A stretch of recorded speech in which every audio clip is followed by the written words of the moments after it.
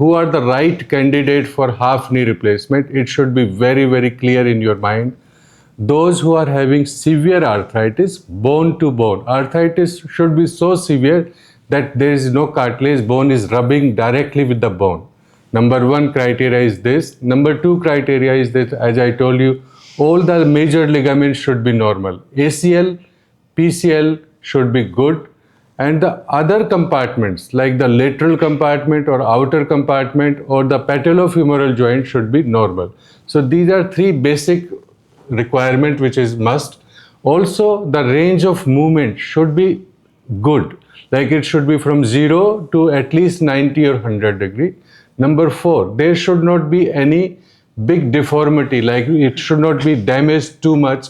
There should not be any fixed flexion deformity or varus or valgus deformity.